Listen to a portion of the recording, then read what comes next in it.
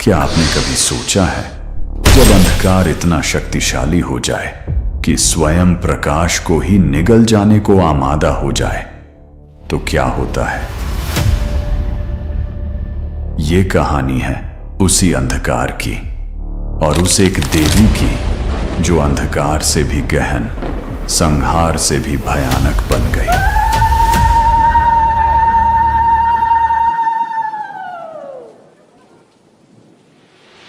ये कहानी है शक्ति के उस रौद्र रूप की, जिसने महज एक क्षण में 2 महादानवों का सफाया कर दिया। चलिए शुरुआत करते हैं उस पल से जब अहंकार ने अपनी सबसे बड़ी भूल की। दैत्यराज शुंभ का अहंकार आकाश छू रहा था। उसने तीनों लोगों पर विजय पा ली थी,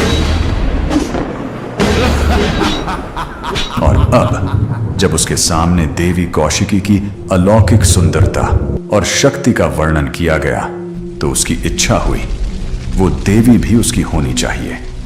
ये सिर्फ एक आज्ञा नहीं, एक घमंडी दैत्य का अंतिम सीमा को पार कर जाने वाला दंभ था।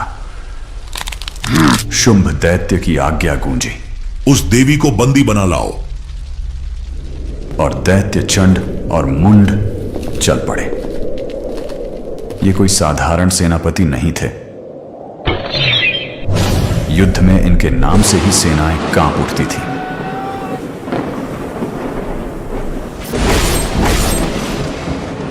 उनके साथ थी एक विशाल असंख्य राक्षसी सेना।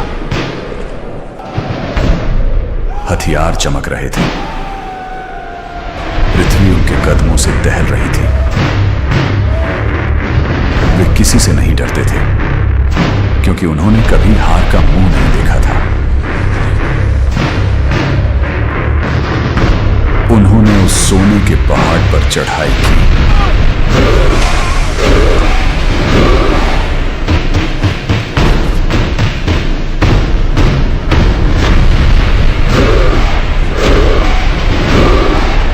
और वहां उन्होंने जो देखा उसने उनके होश उड़ा दिए। देवी कौशिकी एक सिंह पर बैठी थी। वह मुस्कुरा रही थी, एक शांत मुस्कान। यह मुस्कान एक दया की मुस्कान थी, जैसे कोई मां अपने दुराचारी बच्चों को आखिरी चेतावनी दे रही हो। दैत्य हंसे। उन्होंने उस शांति को कमजोरी समझा। वह अकेली है, उसे बंदी बनाओ। उनका अहंकार उनकी आंखों पर पर्दा बन चुका था। उन्होंने अपने धनुष खींचे, तलवारें उठाई। वह उसे घेरने लगे। देवी ने उनकी ओर देखा। उनकी मुस्कान गायब हो गई। उनके मन में एक भयानक क्रोध जागा। उनका चेहरा काला पड़ गया, भौहें टेढ़ी हो गईं, और उनके क्रोध से एक भयानक देवी प्रकट हुई।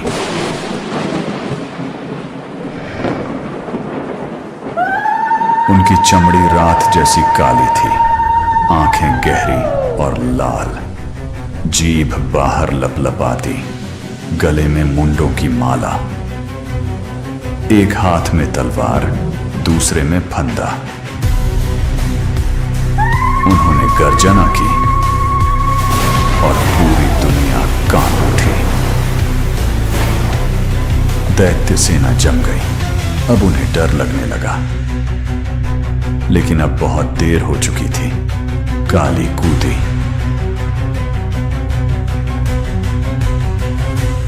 वह एक तूफान की तरह आगे बढ़ी।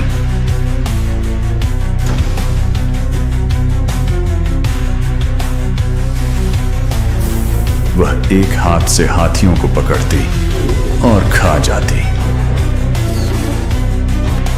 घोड़ों और रथों का भी यही अंजाम होता। ये युद्ध नहीं, एक तांडव था। एक अविश्वसनीय, अतुल्य शक्ति प्रदर्शन।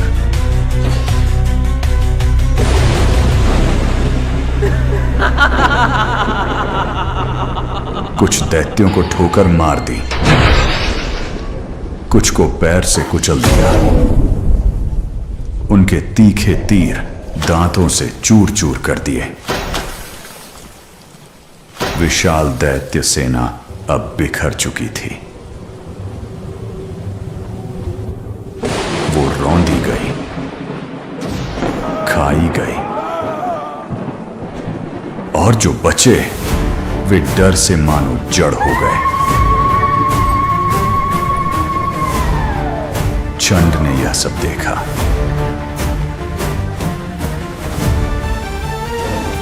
वह अपनी बर्बाद होती सेना और अपने टूटते अहंकार के क्रोध से भर गया। उसने काली पर हजारों बाण चलाए। वे बादल की तरह उन्हें ढकने लगे। काली ने भयानक अट्टहास किया।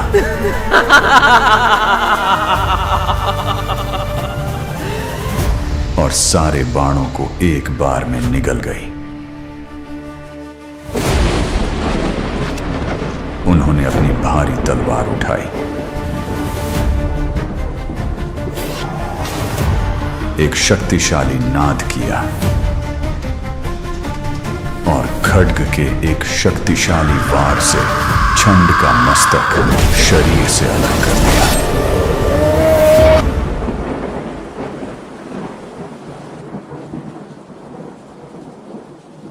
मुंड ने अपने भाई को गिरते देखा। वह विषाद और प्रतिशोध से भर गया। वह भयानक क्रोध से गुर्राता हुआ काली की ओर दौड़ा। काली ने मुड़कर देखा। तलवार के एक ही वार से मुंड भी धरती पर गिर पड़ा। दोनों सेनापति मारे गए। बची हुई सेना ने यह देखा। उन्होंने अपने हथियार फेंक दिए, डर से चिल्लाए और जहां से आए थे उसी अंधेरे में भाग गए। पहाड़ फिर से शांत हो गया।